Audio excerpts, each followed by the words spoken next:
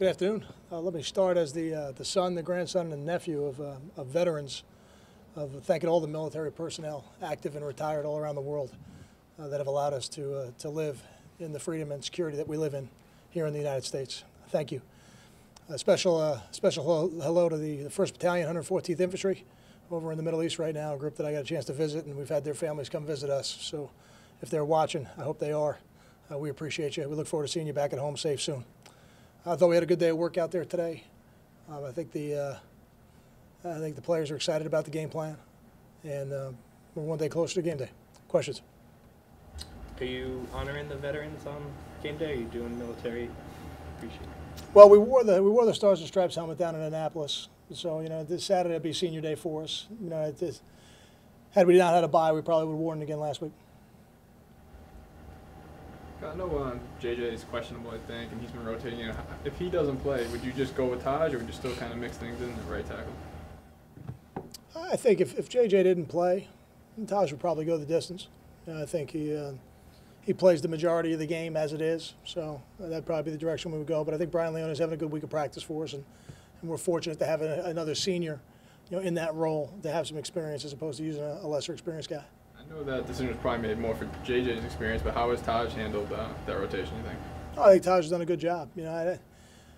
I've been with some groups where you've played 5 guys and didn't play anybody else unless there was injuries. I've been with others where we've rotated, some more than others. The team we're playing has a little bit of a rotation going on as well at one of their tackle spots. But I think if you can keep the level of play consistent and get another guy experience, at some point you're going to need him. You're going to need that experience. So there's definitely a bonus to it. Have you, Indiana's a pretty dangerous wide receiver, I think. Wynn. Number 1. Yeah. I mean, is that something it almost sounds to me like one of those Navy or Army weeks where you have to focus on the run so much, but you remind your secondary not to forget about that guy?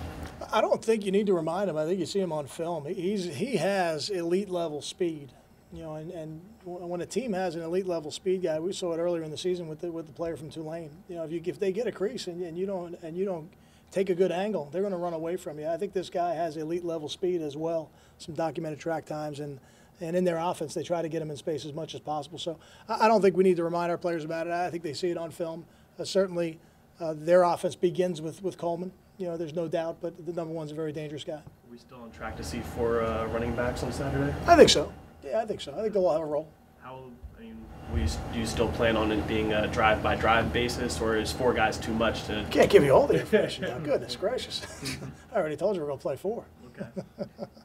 The better question would have been, are you going to play 4 on offense? Yeah. Are you? Yes.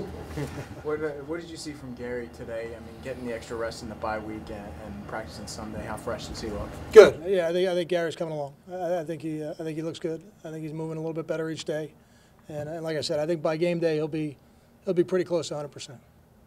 With Chris, did that experience, I didn't fare too well, but did that help him a little bit maturity-wise?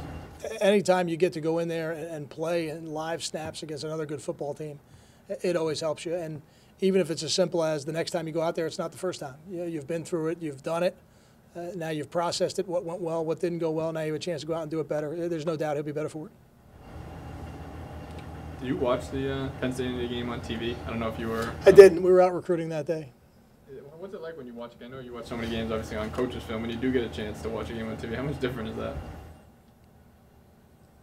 Your eyes tend to go to the same places. It's more frustrating to watch it on TV because you can't rewind it when you want. I was sort of an off-the-wall senior question, but in Lorenzo Waters' 3 years starting now, where have you seen him grow the most? Yeah, Lorenzo went from being a guy who played underneath some really talented players to being the guy who runs the show back there, and it's a great maturation process, for somebody like Zoe. He's as quality a person as we have in our program, and he's not going to be easy to replace. Any questions? Thanks, guys.